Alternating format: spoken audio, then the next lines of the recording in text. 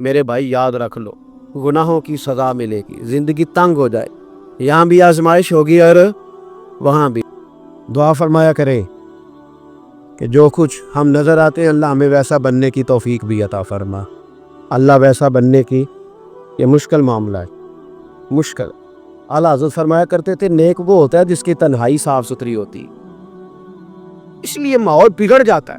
یہ جو ہم کہتے ہیں نا میرے سجن بڑے بنتے ہیں پھر ٹوٹ جاتے ہیں، کچھ لوگ ایسے ہوتے ہیں جو ان کے پاس جاتا ہے انہی کا ہو جاتا ہے، وہ کہیں اور کے قابل کیوں بھلا؟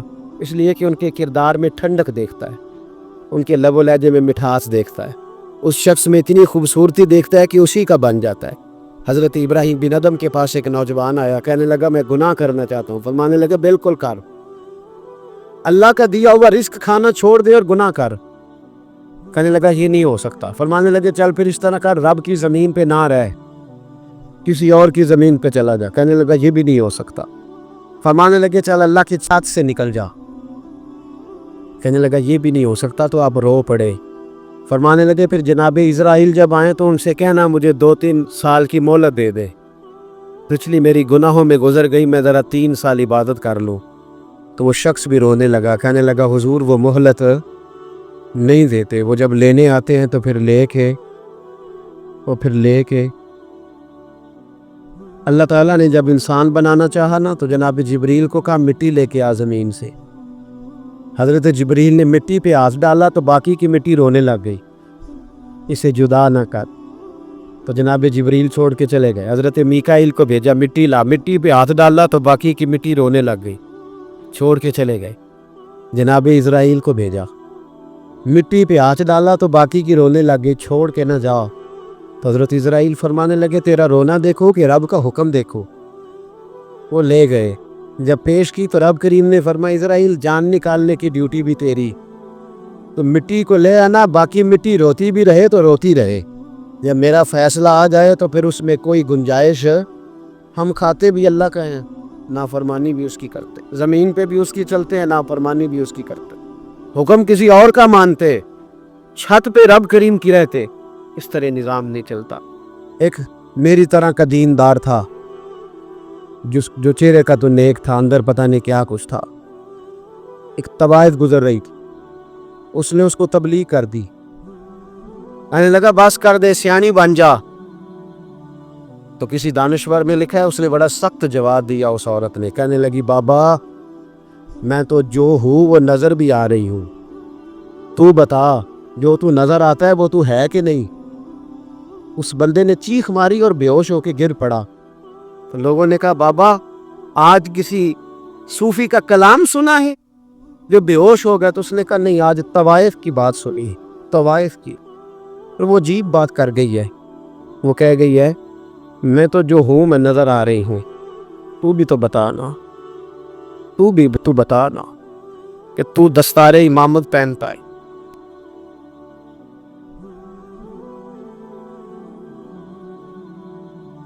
تو بتا تو جو کہلاتا ہے تو وہ ہے کہ نہیں؟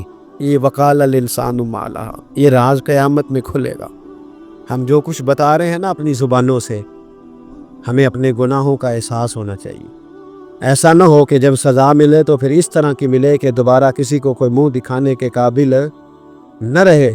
میرے بھائی یاد رکھیں اور سمجھیں، گناہ انسان کی زندگی کو تنگ کرتے ہیں۔ میرے نبی پاک علیہ السلام نے فرمایا جب تو جھوٹ بولتا ہے تو تیرے فرشتے کرامن کاتبین سائیڈ پہ ہو کے کھڑے ہو جاتے ہیں، جب تو زنا کرتا ہے تو تیرے اندر سے ایمان نکل جاتا ہے۔ اور نبی پاک علیہ السلام نے فرمایا جب میری قوم میں ناانصافی عام ہو جائے گی تو قتل بھی عام ہو جائے گا۔ اور سن لو لکھ لینا یہ حدیث دل کی تختی پر، نبی پاک علیہ السلام نے فرمایا جب میری قوم میں بے حیائی اور بدکاری عام ہو جائے گی تو 2 سزائیں اللہ دے گا۔ ایک تو جوان موتیں آئیں گی، جوان بچے کچھ بھی نہیں دیکھا چلے گئے، اور دوسری سزا اللہ یہ دے گا کہ ایسی بیماریاں آئیں گی جن کا علاج نہیں ملے گا، ایسے امراض ٹوٹ پڑے۔ اگرچہ میں آپ کو ایسی تقریر بھی سنا سکتا تھا جس پہ آپ بہت زیادہ محظوظ ہوتے، پر میں نے اس جمعے میں ایسا موضوع چنا ہے جس کا ہمیں خاص ضرورت ہے۔ بھائی دیکھے تو صحیح کہ ایسا تو نہیں کہ ہم ان عیبوں میں مبتلا ہیں۔ میرے نبی کریم علیہ السلام نے فرمایا جب تم نیکی کا حکم دینا اور برائی سے منع کرنا چھوڑ دو گے، پھر اللہ تم پر ظالم حکمران مسلط کرے۔ اور اگلے لفظ اس سے بھی زیادہ سخت ہیں۔ محبوب فرمانے لگے پھر تمہاری نیک لوگ دعائیں بھی کریں گے تو اللہ وقتی طور پر ان کی دعاؤں کو بھی قبول نہیں فرمائے گا، اس لیے کہ تم لوگوں نے نیکی کا حکم دینا اور بھلائی سے روکنا چھوڑ دیا۔ عزیزو یاد رکھو، جب گناہ عام ہوتے تو پھر حالات بدلتے اور لوگوں کو سزا ملتی ہے ان کے گناہوں کی، بلکہ یہاں تک لکھا ہے کہ نیت خراب ہو تو سزا شروع ہو جاتی۔ کیا خراب ہو؟ بولیے گا۔ نیت بھی خراب ہو تو سزا۔ حضرت رومی کہتے ہیں کہ ایک بادشاہ کو پتہ چل گیا کہ ایک آدمی نے بڑا اچھا باغ لگایا ہے، خوبصورت باغ ہے، مالٹے کا، کنوں کا باغ، بڑا پیارا۔ بادشاہ نے کہا ذرا جا کے دیکھتا ہوں۔ بادشاہ سلامت باغ دیکھنے آئے تو اب وہ مزدور آدمی تھا، عام آدمی تھا جس نے باغ لگایا، کسان تھا، اس کو کہا کہ چند کنوں توڑ کے لایا تو بڑے پیارے لگے۔ ایک دو اور لایا، کھائے، بڑے میٹھے، بڑے پیارے، بڑے توانا، بڑا مزہ آیا۔ تو بادشاہ کے دل میں خیال آیا کہ اس پہ قبضہ نہ کر لوں باغ پہ۔ ہمارے یہاں نا کرائے پہ دکان دیتا نا مالک، تو جب کسی غریب کی چل جاتی ہے کہتا تو خالی کر، میں نے خود ڈال لی ہے۔ چل گئی نا اس کی، حالانکہ رزق اپنے اپنے نصیب کا ہے، رزق اپنے اپنے نصیب کا ہے، جس کو اللہ تعالیٰ چاہتا ہے عطا کرتا ہے۔ تو اس کو کہا کہ اور توڑ کے لا، اور دل میں خیال ہے کہ یار اتنا اچھا باغ ہے، قبضہ کر لیتے ہیں۔ ہماری حکومتیں قبضہ کر لیتی ہے کہ کوئی چیز اچھی لگ جائے۔ اب وہ کسان دو تین کنوں توڑ کے لایا، اس نے کھائے تو کھٹے نکلے، ترش تھے۔ کہنے لگا تجھے کیا ہو گیا ہے؟ تو بندہ بڑا صاحب دل تھا، کہنے لگا میں تو ٹھیک ہوں، آپ اپنی نیت سے پوچھیں کہیں خراب تو نہیں ہو گئی۔ تو کنوں میں بھی اس کا اثر آ گیا ہے، اپنی نیتیں بگڑ جائیں نا، نیتیں۔ اب ایک بات کہنے لگا ہوں، غور سے سننا۔ جب تک دو بھائی اکٹھے کاروبار کرتے ہیں، نیت ہوتی ہے کہ ہمارا گھر چلے گا، تب تک اللہ برکت دیتا ہے۔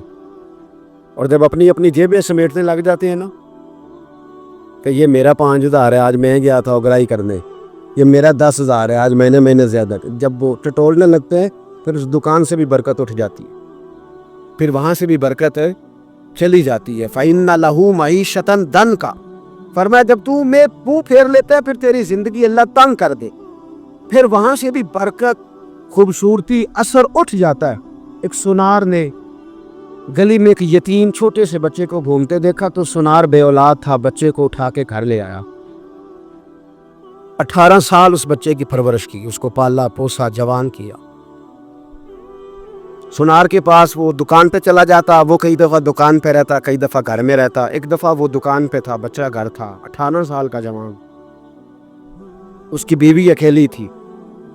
وہ جس نے ماں بن کے پالا تھا اس نے اسی پہ حملہ کر دیا، اس کا بازو بری نیت سے تھاما، بیوی چیخی۔ تھوڑی دیر گزری تو وہ نوجوان پیروں میں بیٹھ گیا، کہنے لگا اماں پتہ نہیں مجھے کیا ہوا۔ شام کو سونار آیا، بیوی چیخنے لگی، چلانے لگی، کہنے لگی آج عجیب بات ہوئی، جس کو میں نے جگر کا خون دے دے کے پالا اسی نے گندی نظر ڈالی۔ سونار محو حیرت ہے، بیوی کا خیال تھا کہ لت اٹھائے گا، ڈنڈا اٹھائے گا، نوجوان کو مارے گا، لیکن وہ رونے لگ گیا۔ اس نے کہا آج اس نے میرا بابو تھا، میں جانے کیا کیا ہے، پریشان ہونے لگ گیا، سجدے میں گر گیا، کہا تو بتاتا کیوں نہیں؟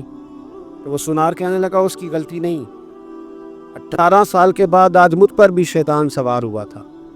ایک عورت آئی تھی، اپنے بازوؤں میں چوڑیاں پہننا چاہتی تھی تو میں نے بھی گندی نظر سے ہاتھ ڈالا تھا، رب کریم نے مجھے فوراً اس کی سزا دی۔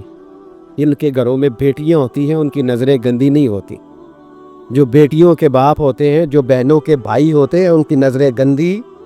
اور اگر تو ٹیلی فون کرتا ہے، تو کسی عورت کے ساتھ تعلق رکھتا ہے تو یہ بات لکھ لے، امام فخر الدین رازی 1، علامہ اسماعیل حقی 2، ملا جلال الدین رومی 3، امام خازن 4، امام جلال الدین سیوطی 5 حدیث کے استاد اور محدث لکھتے ہیں کہ اگر تو کسی پر گندی نظر ڈالے گا تو تیرا گھر بچ سکتا یاد رکھ نہیں بچے، اس لیے کہ تیری نظر ہے کسی کی بیٹی کو بیٹی سمجھ تاکہ تیری بچی کا پردہ قائم رہے، کسی کی بہن کو یہ کیا بات ہوئی کہ تو جتنا مرضی کاند معاشرے میں پھیلاتا رہے تیرا گھر بچا رہے، یہ کیسے ہو سکتا؟ فَإِنَّ لَهُ مَعِيشَةً ضَنْكًا، اللہ فرماتے ہیں زندگی تنگ ہو جائے گی تیرے لیے مشکل، تو ڈھونڈتا پھرے گا کہ میں مرنے کو جگہ تلاش کروں۔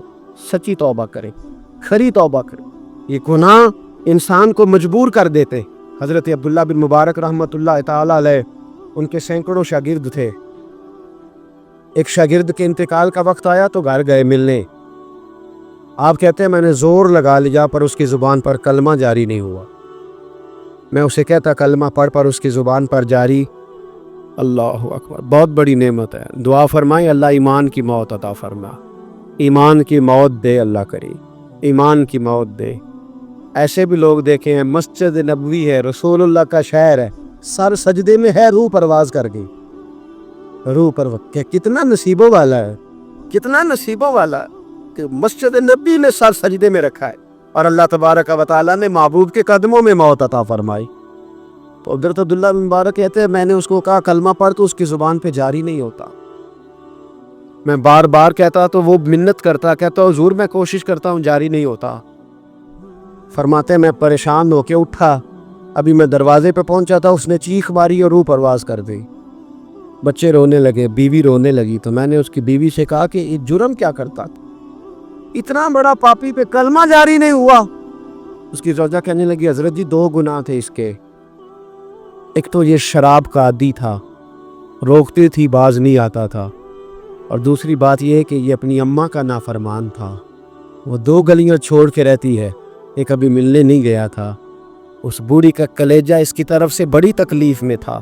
تو حضرت عبداللہ بن مبارک کہنے لگے جا تو بھی دعا کر، اس کی ماں کو بھی کہہ دعا کرے کہ یہاں تو یہ کلمہ نہیں اسے نصیب ہوا، اللہ کرے اللہ آخرت کی منزلیں اس کی بہتر فرما دے۔ میرے بھائی ایسے گناہ حضرت مالک بن دینار نے توبہ کی انہوں نے، کس طرح؟ فرماتے میں نشے کا عادی تھا، کسی نے مجھے کہا کہ بطور دوائی شراب پی لو تو میں نے پی لی، نشے کا عادی تھا، شراب پیتا تھا۔ اللہ تعالیٰ نے بڑی منتوں اور کوششوں کے بعد ایک بیٹی عطا فرمائی، وہ بھی 2.5-3 سال کی ہوئی تو پردہ کر گئی۔ کہتے میں اس کی قبر پہ بیٹھ کے گھنٹوں روتا، شراب کا عادی تھا۔ ایک دن سویا تو خواب دیکھتا ہوں کہ میرے پیچھے ایک بڑا سانپ لگ گیا، اور سانپ جب منہ کھولتا ہے تو انگارہ نکلتا ہے، میں پھر دعا کرتا ہوں اللہ ہمیں معاف فرمائے، اللہ ہم سے درگزر۔ میں کچھ قبرستانوں میں جاتا ہوں تو میں سانپ بچھو پھرتے ہوئے دیکھتا ہوں تو ڈر آتا ہے کہ ہم یہاں آنے والے ہیں، یہ لوگ کہہ رہے ہیں کہ تمہاری تیاری ہے، کسی وقت بھی اعلان ہو جائے گا کہ چلو بھائی چلو فلاں صاحب کا جنازہ ہے، اٹھو، لوگ کہتے ہیں جلدی کرو، اور ایک کونے میں ایک شخص یہ بھی کہتا ہے کہ دیگ بھی رکھ لو مہمان بڑے جمع ہو گئے، اور ایک کونے میں لوگ یہ بھی کہتے ہیں کہ برف ٹھنڈی لے آؤ، لوگوں نے پانی بھی پینا۔ پہلے اعلان ہوتا ہے کہ فلاں فوت ہو گیا، پھر اعلان ہوتا ہے جنازے کا ٹائم ہو گیا، پھر اعلان ہوتا ہے جنازہ اٹھایا جائے گا، اور پھر بات ختم ہو جاتی ہے، پھر کل من علیہ فان، پھر کوئی نہیں پوچھنے آتا، ختم ہو گیا، قصہ ہی ختم ہو گیا، ان لوگوں کی کہانی مٹ گئی، ختم ہو گئے، بڑے بڑے قد کلا، کوئی پوچھنے والا نہیں۔ موت کا راج ہے موت کا راج، موت راج کرتی ہے بس، اور کسی کا راج وہ راج کرتی ہے، جدھر جاتی ہے اسی کا راج ہے، راج کر رہی ہے۔ تو حضرت مالک بن دینار کہتے ہیں قبرستان میں نے دیکھا، میں خواب دیکھتا ہوں بڑا اژدہا، اس کے منہ کے اندر آگ میرا پیچھا کر رہا ہے، تو میں خواب دیکھ رہا ہوں، میں دوڑا، لیکن وہ اژدہا جب میں دوڑا تو میرے آگے آ کے کھڑا ہو گیا، میں مشرق کو دوڑا تو وہاں بھی آ گیا، مغرب کو دوڑا تو وہاں بھی آ گیا۔ جناب مالک بن دینار کہتے ہیں ایک بوڑھا شخص کمزور مجھے بچانے آیا، پر اس اژدہا نے پھونک ماری تو وہ بوڑھا آدمی دور جا گرا۔ کہتے میں چیختا تھا، چلاتا تھا، ایک پہاڑی پہ میں بھاگا گیا تو وہاں مجھے میری بیٹی ملی، مجھے فوت ہو گئی۔ وہ اس اژدہے کے آگے اس نے یوں ہاتھ کیا تو اژدہا پیچھے بھاگ گیا۔ میں نے بیٹی کو گود میں اٹھایا، میں نے کہا بیٹی یہ کون تھا؟ کہنے لگی ابا یہ تیرا برا عمل تھا، یہ تیرا برا عمل تھا، یہ تجھے کھا جاتا اگر میں نہ ہوتی۔ تو کہا یہ بوڑھا جو مجھے بچانے آیا یہ کون تھا؟ کہا یہ تیرا اچھا عمل تھا پر کمزور بڑا تھا، تھوڑا تھا، یہ تیرے برے عمل کا مقابلہ کرنے کی ہمت نہیں رکھتا تھا۔ حضرت مالک بن دینار کہتے ہیں میری بیٹی نے خواب میں میری داڑھی پکڑ لی اور کہنے لگی ابا میں چاہتی ہوں تو صحیح ہو جا، ایسا نہ ہو کہ پھر تیرے پیچھے یہ ازدہ لگ جائے۔ حضرت مالک بن دینار کہتے ہیں جب میں سو کے اٹھا تو میری داڑھی آنسوؤں سے بھری ہوئی تھی، پھر اس کے بعد میں نے توبہ کی، اس طرح کی توبہ کی کہ پھر میں نے کوشش کی کہ دوبارہ میں اپنے رب کی نافرمانی نہ کروں۔ حضرت عبداللہ ابن عباس فرماتے تھے جو دنیا میں ہنس ہنس کے گناہ کرتے ہیں نا، ہنس ہنس کے جھوٹ ہنس ہنس کے بولتے، ہنس ہنس کے لوگوں کی غیبت کرتے، فرمایا یہ جو تمہیں ہنس ہنس کے گناہ کرتے نظر آتے ہیں ان کا رونا قیامت میں دیکھا نہیں جائے، ان کے آنسو قیامت میں دیکھے نہیں جائے۔ جو ہنس ہنس کے گناہ کرتے یہ روئیں گے، فَلْيَضْحَكُوا قَلِيلًا وَلْيَبْكُوا كَثِيرًا، رب فرماتا ہے زیادہ رویا کرو کم ہنسا کرو۔ نبی پاک علیہ السلام روتے تو صحابہ کہتے حضور آپ اتنا کیوں روتے ہیں؟ تو محبوب فرماتے ہیں جو میں جانتا ہوں وہ تم نہیں جانتے۔ بھائیو قبروں میں اکیلے جانا ہے، کبھی غور کرنا، اکیلے کوئی بندہ ساتھ حساب دینے نہیں جائے گا۔ اماں بڑا پیار کرتی ہے لیکن قبر میں کبھی کوئی ماں بھی ساتھ دفن نہیں ہوتی، اپنا اپنا حساب دینا مشکل وقت ہے، حساب کر لینا چاہیے، تیاری کر کے رکھنی چاہیے۔ گناہ اگر یہاں ہماری زندگی کو تنگ کریں گے تو وہاں بھی ہمارے لیے مشکلات پیدا کریں۔ نبی کریم علیہ السلام نے فرمایا ہے کہ اللہ بڑا مہربان ہے، اللہ بڑا کریم ہے، اللہ بڑا ستار ہے، اور یاد رکھو جب کوئی اس کی ریٹ کو چیلنج کرے، جب کوئی اس کے قانون کو توڑے، جب کوئی اللہ کی اعلانیہ نافرمانی کرے، پھر رب کریم کی غیرت کو، اس کے عدل کو جوش آتا ہے، توبہ کرے سچی، مسجد کی حاضری دیں پابندی کے ساتھ۔ میری آپ سے ہمیشہ یہ گزارش رہتی ہے کہ مسجد کی حاضری پابندی سے دیں۔ میں اپیل کرتا ہوں داڑھی رکھ لے، یہ میرے نبی کا طریقہ ہے صلی اللہ تعالی علیہ۔ واپس آ گئے، ہماری بقا نہ ہمارے دین میں ہے، کوئی نہیں ہمیں رکھے گا، کوئی نہیں رکھے گا، کوئی نہیں۔ مجھے میرا ایک دوست رات بتا رہا تھا کہ سعودی عرب میں ایک شخص نے 30 سال محنت کی، تو جب وہ مرا ہے وہیں اس کے گھر میں فون کیا تو اس کے گھر والوں نے کہا جناب آپ کو مشکل ہوگی ڈیڈ باڈی بھیجنے میں، وہیں دفن کر دیں، ہاں اگر اس کا کوئی پیسہ ہے تو وہ ذرا اکاؤنٹ میں بھیج دیں، بچیوں کو ضرورت ہے۔ او بھائی تو اکیلا جائے گا، تیرے لیے مشکل ہو جائے۔ اپنے بھی ساتھ یقین کریں، بچے دعائیں کرانے آتے ہیں، کہتے ہیں حضرت جی دعا کریں اللہ اماں کی سختی معاف کر دے۔ اس کا مطلب کیا ہے کہ اماں اب جائے، اب ہمارا نمبر آئے۔ بچے تو انتظار کر رہے ہیں کہ ابا جائے اور گدی پہ ہمارا نمبر آئے۔ تیاری ہے، اکیلے جانا ہے، اکیلے سخت سا مرحلہ ہے، اکیلے سارا کچھ فیس کرنا۔ آج توبہ کریں، وہاں کے کیڑے یہاں رہ کے مارے، اپنے ساتھ ظلم نہ کریں۔ ہم اس قابل نہیں کہ وہاں جا کے مقابلہ کر سکیں، بچے اپنے آپ کو محفوظ کریں، بچائیں، حساب اپنا اپنا دینا ہے۔ کسی باپ نے اگر اپنے بچوں کو حرام کھلایا تو بچے تو نہیں کہہ رہے تھے نا کہ حرام لے کے آ، تو باپ نے حساب دینا ہے، والد نے۔ لہٰذا مہربانی فرمائیں، اپنے اوپر رحم کھائیں، اپنے آپ کو سنواریں۔ آج جمعۃ الوداع ہے، توبہ کریں، اللہ کے نیک بندوں کی صحبت میں بیٹھا کریں، اچھی باتیں سنا کریں تاکہ دل نرم رہے۔ ان جگہوں سے بچیں جو گناہ کی طرف لے کے جاتی، ظلم سے، زیادتی سے، جبر سے بچیں۔ اپنے آپ کو اپنے رب کریم کی بارگاہ میں جھکا دے۔ ہمارا کہیں اور گزارا نہیں، کوئی نہیں ہمیں پوچھے گا۔ دنیا میں آپ کسی سے زیادہ مانگیں تو وہ ناراض ہو جاتا ہے، وہ کہتا ہے بھائی تو نے تو کام بنا لیا ہے، کل بھی دیا تھا، پرسوں بھی دیا تھا، روز روز تجھے کون دے؟ میرے نبی پاک علیہ السلام نے فرمایا جو اپنے رب سے زیادہ مانگتا ہے رب اس سے زیادہ راضی ہوتا ہے، زیادہ راضی ہوتا ہے۔ اب دعا مخصوص اوقات نہیں دعا کے، فرمایا اذا دعان، جب بھی دعا مانگو گے تمہارا رب تمہاری دعا کو، جب بھی دعا کرتے رہنا چاہیے۔ ہر وقت دعا میں بندہ شامل رہے، اللہ کے ذکر میں شامل۔ یہ جو قرآن مجید نے کہا نا یا ایھا الذین آمنوا اذکروا اللہ ذکرا کثیرا، اے ایمان والو اپنے رب کا ذکر کثرت سے کرو، وسبحوہ بکرۃ و اصیلا، اور صبح و شام اسی کی پاکی بیان کرو اس سے مراد یہ نہیں ہے کہ تسبیح لے کے سارا دن مسجد میں بیٹھے رہو اور کام کوئی نہ کرو، بلکہ اس کا مطلب یہ ہے کہ روٹی شروع کرو تو اللہ کے نام سے، اختتام کرو تو اللہ کے نام، سو جاؤ تو رب کا نام لے کے، سویرے اٹھو تو اللہ کا نام لے کے، جب تمہیں کوئی چیز اچھی لگے تو ماشاء اللہ کہو، جب کوئی مصیبت آئے تو کہو انا للہ و انا الیہ راجعون، تو سارا دن اللہ کا ذکر جاری رہے گا۔ نبی پاک صلی اللہ علیہ وسلم نے مسلمان کو ایک دوسرے سے ملنے کا طریقہ بتایا۔ تو مصیبت آئے تو کیا کہنا ہے؟ صرف فوتگی پہ نہیں کہنا، اس کی وضاحت کر دو۔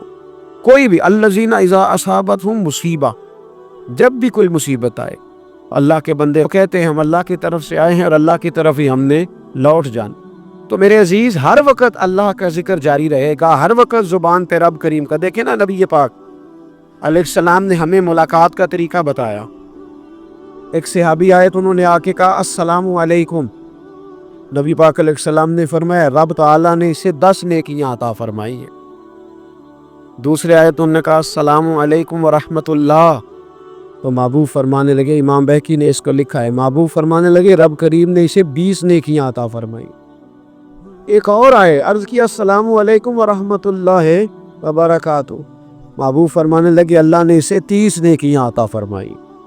اچھا، اس کا مطلب کیا ہے؟ السلام علیکم، تم پر سلامتی ہو۔ سادہ ترجمہ یہ ہے کہ تم سلامت رہو، تم سلامت رہو۔ ورحمۃ اللہ وبرکاتہ، تم پر اللہ کی رحمت بھی ہو اور اس کی برکتیں بھی ہو۔ وہ کیا کہتا ہے؟ وہ کہتا ہے وعلیکم السلام، تم پر بھی سلامتی ہو، ورحمۃ اللہ وبرکاتہ، اللہ کی رحمت ہو اور اس کی۔ یہ جو مسنون دعائیں ہیں نا، جو حضور نے ہمیں دعائیں سکھائی ہر موقع پہ، ان کا کمال دیکھیے۔ اب ایک مسلمان نے آتے کہا السلام علیکم، اس کا مطلب کیا ہے؟ تم پر۔ اب وہ جھگڑا کرے گا، اسے مارے گا، اس کا مال چھینے گا؟ اس نے تو آتے کہا ہے تم پر سلامتی ہو۔ تو جو سلامتی کی دعا دینے والے ہیں وہ جیب تھوڑی کاٹیں گے، وہ غبن تھوڑی کریں گے، ڈاکہ تھوڑا ڈالیں گے۔ اسلام نے لفظ ہی وہ سکھایا ہے کہ فرمایا جب تم نے ملنا ہے تو تم نے دعائیں کرنی ہے ایک دوسرے کے لیے۔ اب ہمارے ہاں نئے نئے لفظ آ گئے، ٹیلی فون اٹھایا تو کہا ہیلو، اس کا کیا ترجمہ ہے؟ کون ہے؟ اس کا کیا ترجمہ ہے؟ جی جناب، اس کا کیا مطلب؟ ہم نے دیکھا بڑے بڑے سمجھدار لوگ السلام علیکم کی بجائے کہتے ہیں کیا حال ہے؟ بھئی کیا عجیب بات ہے، بھئی کیا حال ہے کا کیا مطلب ہوا؟ وہ بعد میں کرنے کی بات ہے۔ اور کچھ تھوڑا سا جو ادیب ہیں، جو بیچارے حروف کی پیچ و تاب میں رہتے ہیں، وہ کہتے ہیں آداب عرض ہے۔ وہ کیا ہوتا ہے جی؟ اسلام نے دعا سکھائی ہے، السلام علیکم۔ یہ کتنی خوبصورت دعا ہے۔ جب آپ گھر کے اندر داخل ہوئے تو آپ نے دعا دی السلام علیکم، یہ دعا دی آپ۔ ایک صحابی حاضر خدمت ہوئے، عرض کی یا رسول اللہ صلی اللہ علیہ وسلم میرے گھر میں غربت رہتی ہے، کیا کروں؟ نبی پاک علیہ السلام نے فرمایا جب بھی گھر جایا کرنا، گھر والوں سے سلام لیا کر، گھر والوں سے کیا کہا کر؟ السلام علیکم، جب بھی گھر جائے۔ یعنی گھر آیا، اب گھر والوں نے بتایا کہ ماچس کی ڈبیا تو لے آؤ۔ اب یہ دکان کونے پہ تھی گھر والے پہ، وہاں سے ماچس کی ڈبیا لے کے واپس گیا تو کہنے لگا السلام علیکم۔ پھر گھر والوں نے کہا ہو بتانا یاد ہی نہیں رہا، چینی بھی ختم ہو گئی ہے۔ تو یہ پھر گیا چینی لینے، لوٹ کے آیا تو کیا کہا؟ جب اللہ چاہتا ہے تو کہے، جب اللہ کے رسول چاہتے ہیں تو کہے۔ اس کا ترجمہ یہ ہے کہ تو سلام لے۔ اللہ رسول چاہ رہے ہیں کہ تو سلام لے تاکہ تیرے گھر میں سلامتیاں ڈال دی جائیں۔ تو فرمایا سلام لینی ہے تو نے، اور ساتھ تو نے اس طرح کرنا ہے کہ 3 دفعہ سورۃ اخلاص کو پڑھنا ہے۔ امام قرطبی نے اس کو لکھا ہے۔ اس نے کہا حضور غربت بڑی ہے، غربت بڑی ہے تو کوئی وظیفہ بتائیں۔ فرمایا جب بھی گھر جاؤ سلام لو اور 3 دفعہ سورۃ اخلاص پڑھو۔ وہ صحابی کہتے ہیں میں پکا ہو گیا۔ اب وہ کچھ دنوں کے بعد، کچھ عرصے کے بعد، کچھ مہینوں کے بعد واپس آئے تو صحابہ کرام علیہم رضوان فرماتے ہماری خواہش تھی کہ یہ کچھ بیان کرے، اب بتائے جو وظیفہ لے کے گیا تھا اس کا رزلٹ کیا نکلا؟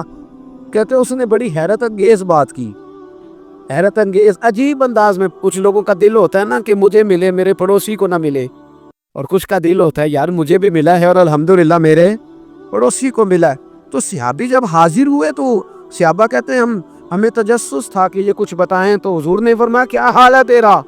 کہا یا رسول اللہ کمال ہی ہو گئی ہے حضور، میں جب بھی گھر جاتا ہوں سلام لیتا ہوں اور 3 دفعہ سورۃ اخلاص پڑھتا ہوں، میں تو امیر ہو ہی گیا ہوں، میرے تو ہمسائے بھی امیر ہو گئے۔ کتنا پیارا ہے یہ جملہ، کتنا حسن ہے، اتنا اچھا لفظ کسی اور کے پاس ہے ہی نہیں جو الفاظ ہمیں ہمارے رسول نے عطا فرمائے۔ اس کو اپنائیے، اس کو اپنائیے۔ یہ الگ بات ہے کہ لوگ مطلب کے لیے سلوٹ کر لیتے ہیں بڑا سارا، لیکن مطلب کے لیے نہیں۔ جس کو جانے اس سے بھی سلام لیں، جس مسلمان کو نہیں جانتے اس سے بھی۔ تو نبی پاک نے ہمیں مسنون دعائیں سکھائیں۔ حضرت رابعہ بصریہ رحمت اللہ علیہا آپ تشریف لے گئیں حج کرنے، جس دن واپس آئیں اپنا اونٹ کہہ گئی جاتی دفعہ، کہنے لگی اللہ میں تیرے حوالے کر کے جا رہی ہوں، اور بسم اللہ توکلت علی اللہ، بھروسہ بھی تیری ذات پہ۔ جس دن واپس آئی نا اسی دن کسی نے بتایا کہ اماں آج ہی تیرا اونٹ مر گیا ہے، تو اونٹ کے سرانے کھڑی ہو کے کہنے لگی مولا میں تو تیرے نام پہ تیرے پہ بھروسہ کر کے گئی تھی، تیرے حوالے میں تو تیرے گھر گئی تھی۔ تو لوگ کہتے ہیں اماں کے منہ سے لفظ نکلے تو اونٹ زندہ ہو کے کھڑا ہو گیا ہوں۔ تو اماں کہنے لگی نہیں تمہیں غلطی لگی ہے، مرا ہی نہیں تھا، پہلے سے ہی موجود تھا، وہ اپنی کرامت بھی نہیں ظاہر ہونے دی۔ تو بھائی گھر سے نکلیں تو کس لفظ پر کہ یا اللہ میں تیرے بھروسے پہ نکل رہا ہوں میں، اس کے 2 فائدے ہوں گے۔ ایک تو آپ اللہ کی امان میں جا رہے ہیں، اللہ کی امان میں آ رہے ہیں، اور دوسرا جس گھر کو آپ چھوڑ کے جا رہے ہیں اسے بھی اللہ کی امان میں دے کے جا۔ تو کتنا لذت والی دعا ہے جو نبی کریم علیہ السلام نے ہمیں سکھائی۔ اب ذرا حدیث سنے خوش ہو کے، دیکھیں حضور نے دعا سکھائی، فرمایا جب دیکھ لو نا کسی کو ہنستا ہوا، کیا کرتا ہوا؟ ماشاءاللہ آپ تو ہنسنے لگے۔ جب کسی کو ہنستا ہوا دیکھو تو کہا کرو اضحک اللہ سنک، یہ دعا یہ بخاری ہے، فرمایا دعا مانگا کرو جب کسی مومن کو ہنستے ہوئے دیکھو تو دعا مانگو اضحک اللہ سنک، اللہ تجھے ہنستا ہی رکھے، اللہ تجھے بولیے جل نہ جایا کرو کہ میں پریشان ہوں تو یہ ہنس کیوں رہا ہے، جھلا نہ کرو، بلکہ کیا کرو اللہ تجھے ہنستا رکھے، اللہ تجھے۔ نبی پاک صلی اللہ تعالی علیہ وآلہ وسلم نے فرمایا، ترمذی میں حضرت اسامہ بن زید رضی اللہ تعالیٰ عنہ سے حدیث مروی ہے، حضور نے فرمایا جس نے کسی کے ساتھ احسان کیا اور جس پر احسان کیا، اگر اس نے یہ دعا پڑھ دی نا جزاک اللہ خیرہ، تو فرمایا اس نے اللہ کی بھی پوری حمد کر دی اور محسن کا صحیح شکریہ بھی ادا کر دیا۔ کیا کہنا ہے؟ جزاک اللہ، اللہ تجھے بہترین جزا عطا کرے۔ اس کا ترجمہ کیا ہے؟ اللہ تجھے بہترین، کیونکہ حضور فرماتے ہیں من لم یشکر الناس ولم یشکر اللہ، جس نے بندوں کا شکریہ ادا نہیں کیا اس نے اللہ کا بھی شکریہ ادا نہیں کرنا۔ تو کیا کہنا چاہیے؟ جزاک اللہ خیرہ۔ اور اگر اماں کہتی ہو بچوں کو انگریزی سکھانی ہے تو کیا کہنا ہے پھر؟ شکریہ ادا کرنے میں کیا کہنا ہے؟ Thanks, thank you. او خدا کے اس کا ثواب کتنا ہے؟ بولے انگریزی ایک زبان ہے، اس کو زبان ہی رہنے دیں گے۔ ایک نوجوان نے مجھے بڑی گہری بات سنائی، میرا قریبی تعلق تھا، کہنے لگا گھر میں بڑا مسئلہ ہے، بڑی پریشانی ہے، ماں اور بیوی کا ماحول اتنا سخت ہو گیا ہے کہ نمٹ نہیں سکتا۔ آپ یقین کریں میں نے ڈیٹیل سے ساری چیز کو اسٹڈی کیا، میرے پاس اتنا وقت نہیں ہوتا، پھر بھی میں نے اس فیملی کو پورا پڑھا تو غلطی نوجوان کی نکلی، نہ اس پہ اماں اعتبار کرتی ہے نہ بیوی اعتبار کرتی ہے۔ اس نے جھوٹ بول بول کے اس طرح کی ماحول پیدا کر دیا ہے کہ کوئی اس پر اعتماد کرنے کو تیار ہے۔ اگر آپ ناراض نہ ہو تو ایک بات کروں، پتہ ہے گھر میں ماحول کب خراب ہوتا ہے؟ باہر والے ہماری تقریر سنتے ہیں، گھر والے ہمارا عمل دیکھتے ہیں۔ جب وہ دیکھتے ہیں نا کہ یہ کس طرح کا شخص ہے، اس کے رویے، اس کا کردار، اس کا لب و لہجہ کتنا برا ہے اور یہ کردار کا کتنا کمزور ہے،